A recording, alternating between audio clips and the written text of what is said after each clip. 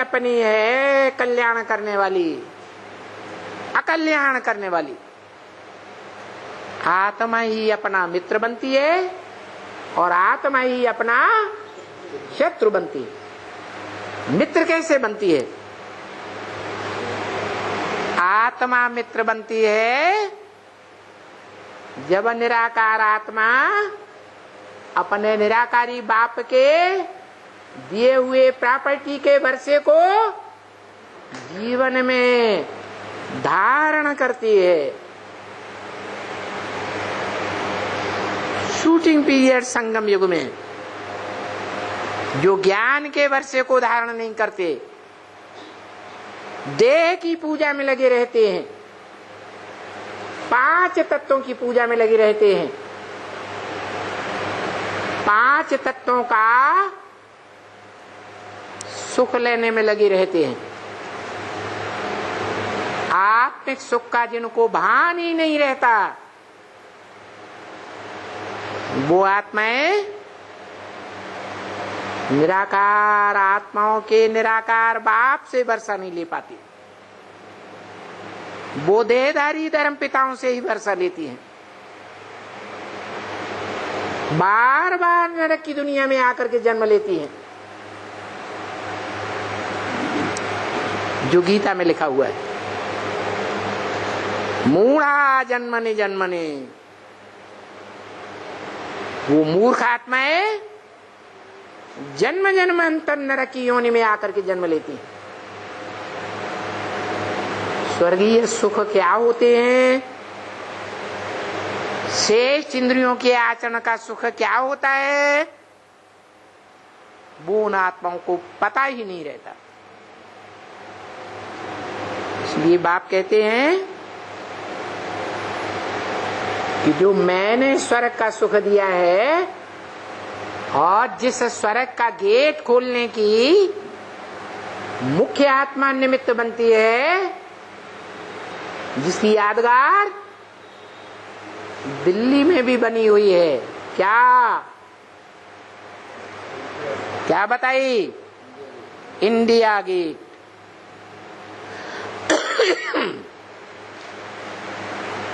उसका आना, उसका प्रत्यक्षता रूपी संसार में जन्म लेना माने नरक का इंडा, नरक की दुनिया का इंड और स्वर्ग की दुनिया की आदि हो जाती। और वो है दिल्ली का यादगार, इंडिया गेट, जहां एक की स्मृति की यादगार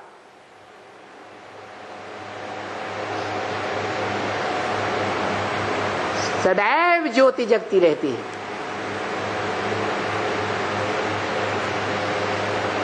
कैसी ज्योति है? वो ज्योति किसकी याद में यादगार में जगाई गई थी? है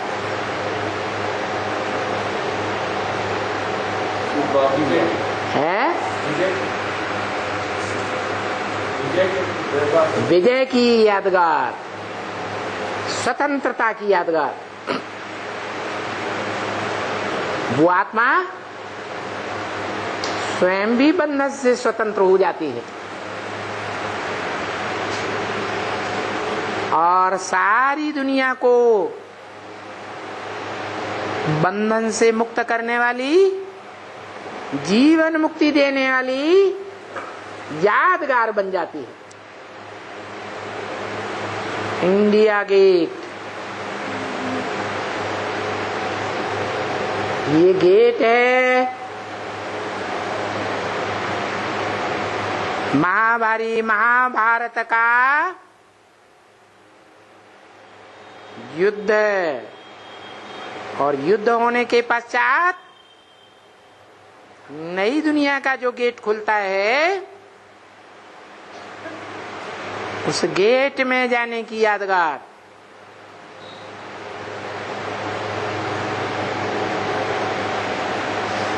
भारत की खास यादगार है स्वतंत्र होने की यादगार। स्व माने आत्मा, तंत्र माने शासन। आत्मिक स्थिति के शासन में रहने वाली है पहली आत्मा, जो आत्मिक स्मृति में स्थित हो जाती है।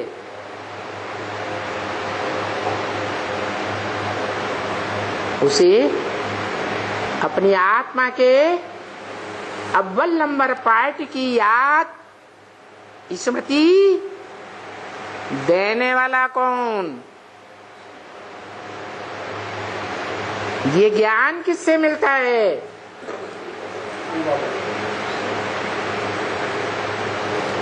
जिसे नारायणी कहा जाता है, लक्ष्मी कहा जाता है। लक्ष्मी को ज्ञान देने वाला कोई होता है प्रैक्टिकल में या नहीं होता है? लक्ष्मी ज्ञान कहाँ से लेती है? सारी दुनिया, खास भारत के लोग आज भी दीपावली के समय किससे धन मांगते हैं? लक्ष्मी से धन मांगते हैं। लेकिन लक्ष्मी को धन किससे मिलता है? नारायण से मिलता है। तो नारायण क्यों नहीं स्वर्ग का गेट खोलने के निमित्त बन जाता है? लक्ष्मी को स्वर्ग का गेट खोलने के लिए निमित्त क्यों बनाया गया?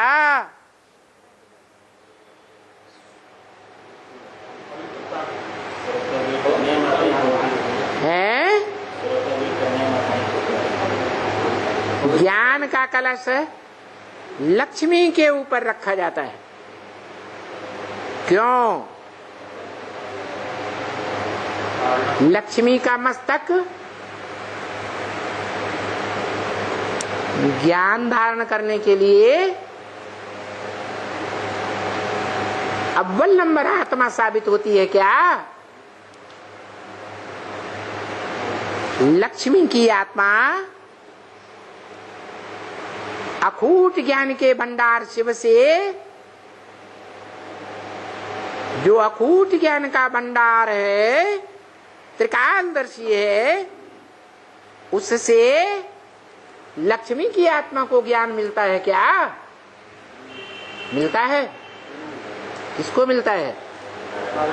नारायण को मिलता है। क्योंकि वो ही आत्मा ब्राह्मणों की संगम की दुनिया में साबित होती है कि जब से बाप को पहचाना उसी समय से वो आत्मा ज्ञान जल में ही रहती है, ज्ञान जल को ही अपना घर बनाती है और दुनिया में उसका कोई ठिकाना नहीं। इसलिए नाम पड़ता है नार आयन। नार माने ज्ञान जल, आयन माने घर। ईश्वरीय ज्ञान को वो आत्मा फाउंडेशन से ही, जब से बाप की पहचान मिली तब से ही इतना महत्व देती है बाप की प्रॉपर्टी को, जितना महत्व दुनिया में कोई भी मनुष्य आत्मा दे ही नहीं सकती। चाहे वो ब्रह्मा की सोल क्यों न हो, दादा लेखराज जिसके मुख से वेदवाणी आती है, जिसकी गोद में सारी दुनिया के मुख्य मुख्य धर्म पिताएं जो ग्रेट फादर्स कहे जाते हैं, वो भी खेलते हैं।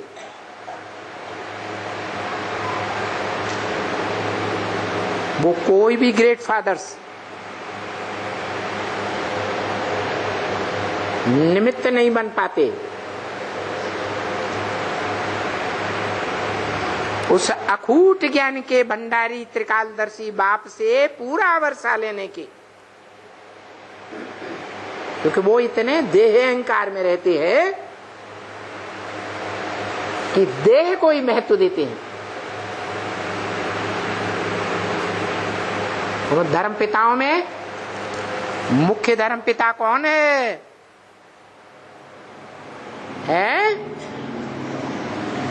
जिसने देह को सबसे जास्ती महत्व दिया है इब्राहिम।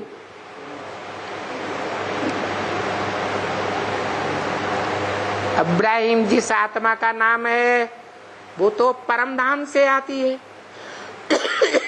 सत्य धाम से आती है। सत्व प्रधान आत्मा है या तामसी आत्मा है? सत्व प्रधान आत्मा है। उसके लिए तो नहीं कहा जा सकता कि जब आती है तो देह अभिमानी होती है।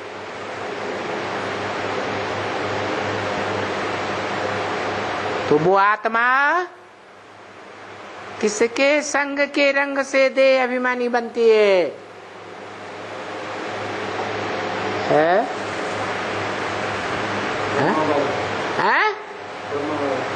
नहीं, जिसमें प्रवेश करती है वो सतयुग का नारायण। कोई भी धर्म पिता हो, वो नंबरवार धर्म पिताएं नंबरवार नारायणों में प्रवेश करते हैं। और वो नारायण सतयुग के आदि से जन्म लेते लेते इंद्रियों का सुख भोगते भोगते नीची स्टेज में आ जाते हैं। देह का सुख भोगने से आत्मा नीचे गिरती है, चाहे वो शेष इंद्रियों का ही सुख क्यों न हो। और वो धर्म पिताएं उनके संग के रंग में आकर के सबसे जास्ती नीचे गिरते हैं। जिनका आधार लेते हैं वो उन धर्म पिताओं की माताएं हैं।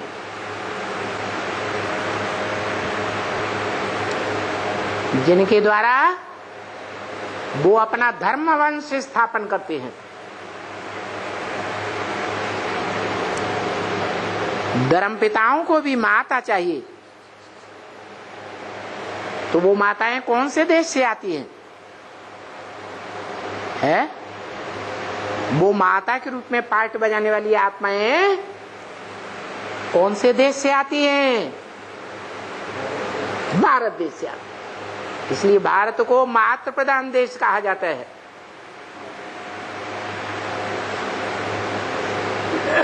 जो नारायणी आत्माएं द्वापर युग से और धर्म पिताओं के प्रभाव में आ जाती हैं और उनकी पहली प्रजा बन जाती हैं, उस धर्म की माता बन जाती हैं। वो माताएं भारत से आने के कारण भारत को मातृ देश कहा जाता है। वो आत्मा ही नहीं, उन नारायण वाली आत्माओं को जो गोद में खिला करके नारायण का पद देने वाली आत्मा है, वो कौन है?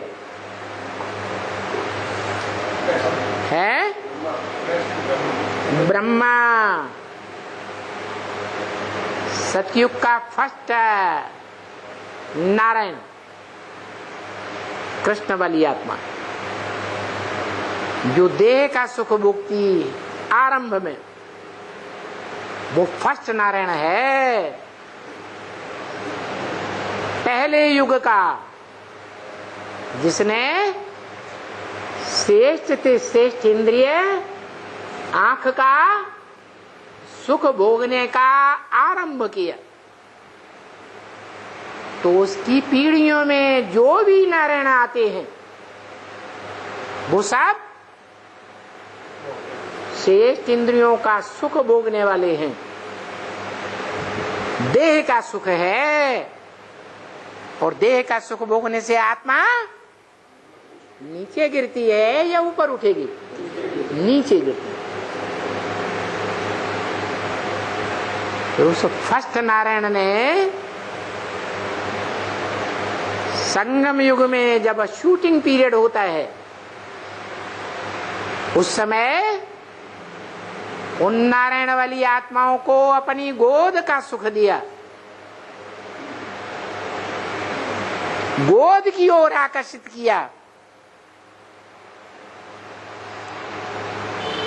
गोद की महत्ता सिखाई।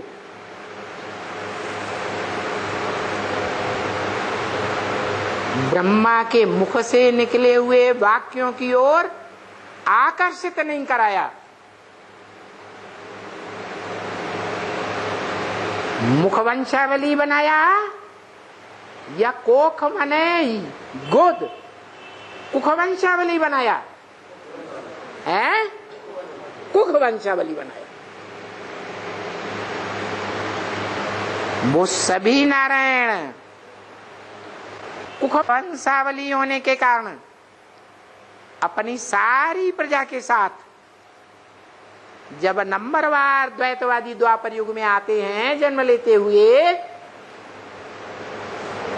तो और धर्मों में कन्वर्ट हो जाते हैं।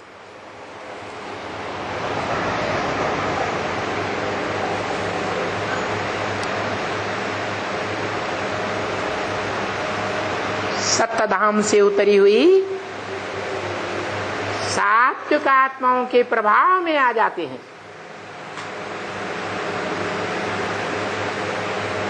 देहधारी धर्म पिताओं के प्रभाव में आ जाते हैं। जिन देहधारी धर्म पिताओं को देह के संग का रंग लगता है,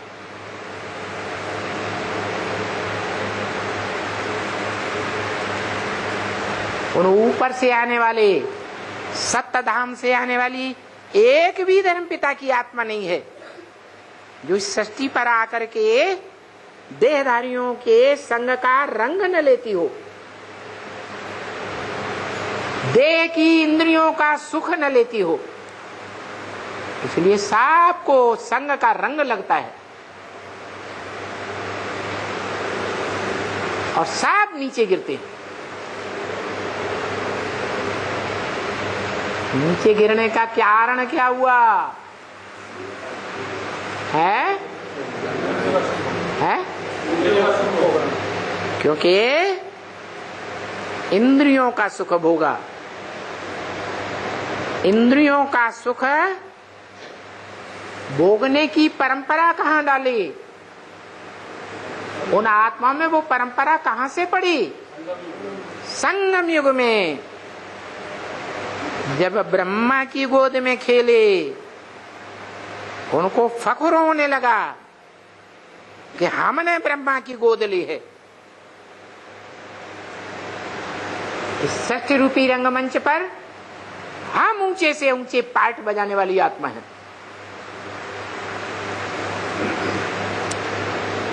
और आत्माओं को उन्होंने गणित दृष्टि से देखना शुरू कर दिया,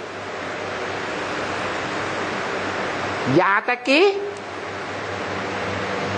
जो निराकारी बाप है शिव, उस निराकारी बाप के जो निराकारी स्टेज को धारण करने वाले बच्चे हैं, जो रुद्रमाला के बण के कहे जाते हैं, बीज रूप आत्माएं, सारी सृष्टि से चुने हुए बीज, बीज रूप बाप के डायरेक्ट बीज रूपी बच्चे, जो संगम युग में ही अपने देहभान को त्याग करके ज्योति बिंदु की स्टेज में टिकते हैं नंबरवार। कोई पहले कोई बाद में। ऐसी बीज रूप आत्माएं वो संगम युग में निराकारी बाप की निराकारी जो प्रॉपर्टी है ज्ञान की उसी को महत्व देती हैं। जो ब्रह्मा मुख से आती है, जिसे भक्ति मार्ग में ब्रह्मवाणी कही जाती है, ब्रह्म वाक्य वेदवाणी कही जाती है कि वेद ब्रह्मा के मुख से निकले। परंतु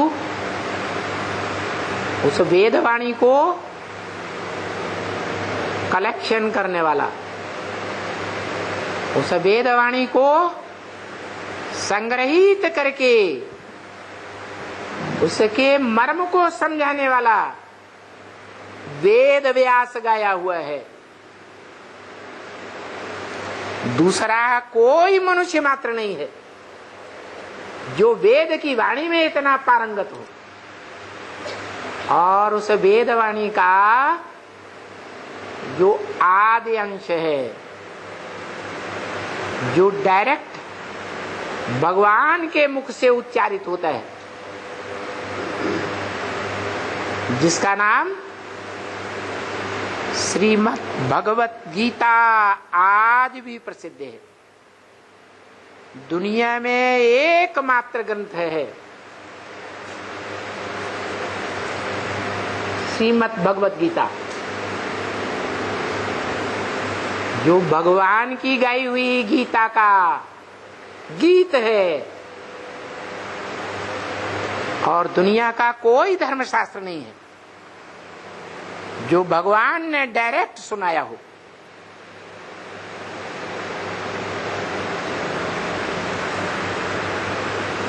निराकार आत्माओं के निराकार बाप ने सुनाया हो।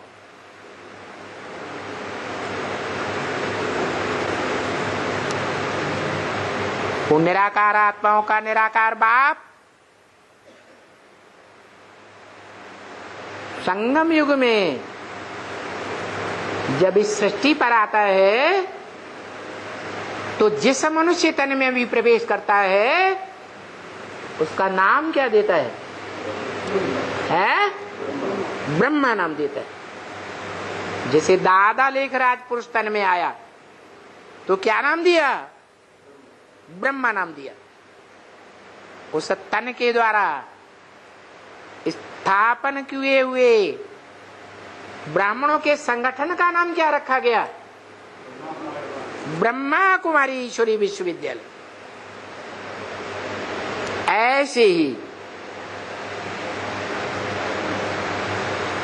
अविनाशी रुद्र ज्ञानी यज्ञ कुंड की याद में जिसे यज्ञ कुंड का नाम क्या रखा?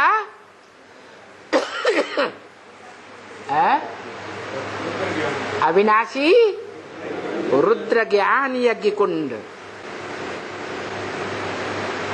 कैसा कुंड है? जो रुद्र ज्ञान यज्ञ कुंड है उसका नाम ही है अविनाशी रुद्र ज्ञान यज्ञ कुंड। कैसा ज्ञान यज्ञ कुंड? अविनाशी, माने उसका विनाश नहीं होगा है। ये यज्ञ कुंड, ये ज्ञान यज्ञ जो रुद्र के द्वारा स्थापन होता है, रौद्र रूप जिसने धारण किया यज्ञ के आदि से ही, जो बोला स्थापना के साथ साथ यज्ञ कुंड से विनाश ज्वाला भी प्रज्वलित हुई।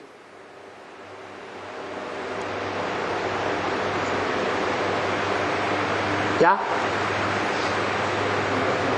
स्थापना ब्रह्मा के द्वारा और विनाश ज्वाला किसके द्वारा है?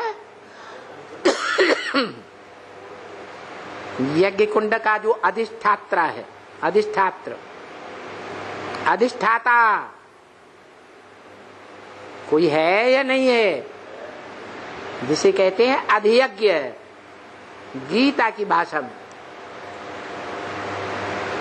वो यज्ञ कुंड का अधिष्ठाता कौन हुआ?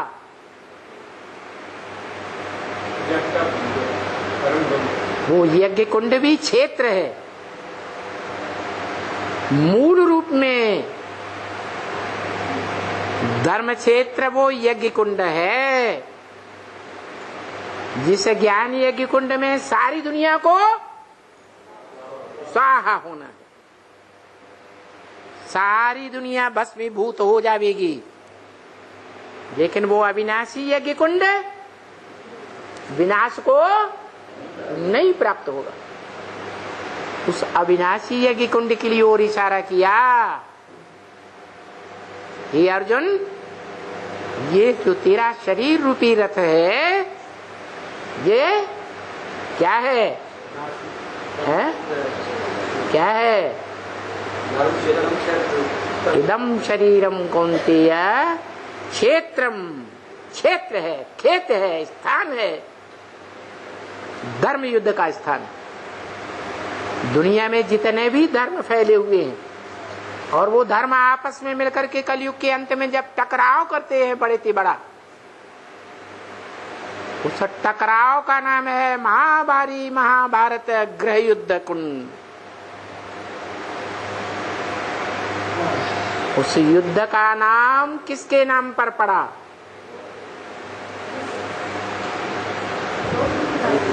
महाभारी महाभारत किसके नाम पर पड़ा? भारत के नाम पर।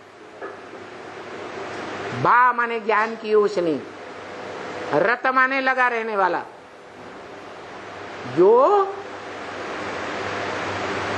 संगम युग में सदैव काहे में लगा रहता? जो बाप का धंधा सो बच्चे का धंधा। बाप का धंधा क्या है? त्रिकालदर्शी ज्ञान जिसमें है, उसका धंधा है ज्ञान देना, उसका कोई दूसरा धंधा नहीं। वो सृष्टि रूपी रंगमंच पर किस लिए आता है? ज्ञान धन देने के लिए आता है। तो जो बाप का धंधा सो बच्चे का धंधा। अगर बच्चा दूसरे धंधों को महत्व देता है, ब्राह्मण का बच्चा और चांडाल के धंधे को महत्व दे, तो समाज में अच्छी बात मानी जाती है क्या? मानी जाती है? ब्राह्मण का बच्चा टट्टी पेशाब साफ करे, मेहतरों का काम करे, शूद्रों का काम करे, सेवा का काम करे, तो अच्छी बात मानी जाएगी? नहीं। ब्राह्मण का बच्चा क्या धंधा करे? श्रेष्ठ से श्रेष्ठ धंधा ब्राह्मण का धंधा करे। ब्राह्मण का धंधा है ही ज्ञान लेना और ज्ञान देना। तो ज्ञान कोई मनुष्य मात्र का ज्ञान नहीं। कौन सा ज्ञान? जो ऊंचे से ऊंचे बाप का दिया हुआ ज्ञान है, उस ज्ञान का लेन देन करे, वो है ब्राह्मण चोटी। ब्राह्मणों के संगठन में चोटी का धंधा करने वाला, क्योंकि वो धंधा अविनाशी धंधा है, ज्ञान का धंधा। महाविनाश में सारी दुनिया का विनाश होगा, प्राणी मात्र के शरीरों का विनाश होगा।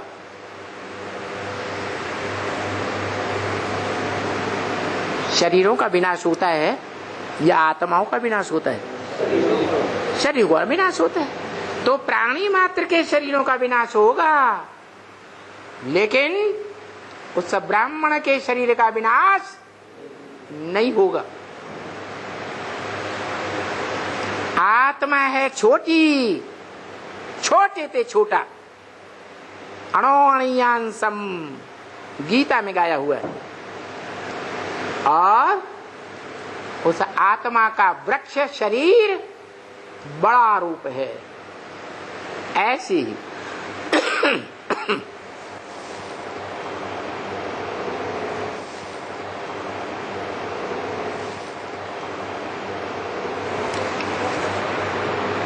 आत्माओं का बाप निराकार ज्योति बिंदु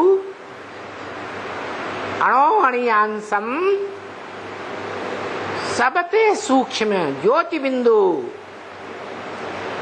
जो सदा ज्योति बिंदु है, सदा शिव कहा जाता है, जिसकी आत्मा का ही नाम शिव है। वो आत्मा स्वयं बताती है कि छोटे रूप को याद नहीं कर सकते हो, तुम मेरे छोटे ज्योति बिंदु रूप को याद नहीं कर सकते हो, तो बड़े रूप को ही याद करो। बोला या नहीं बोला? तो बड़ा रूप क्या है मेरा? जिस मुकर्रर रथ में मैं प्रवेश करता हूं, आदि से लेकर अंत तक, उस बीज रूप आत्मा के शरीर का ही मुकर्रर आधार लेता हूं, जिसके लिए बोला भी है कि वो बाप भी है, टीचर भी है, सदगुरु भी है। एक ही है व्यक्तित्व, पर्सनालिटी, जो बाप भी है और सुप्रीम टीचर भी है, और अंत में सारी दुनिया की सदगति करने वाला सदगुरु भी है। वो सदगुरु, वो सुप्रीम टीचर, वो मनुष्य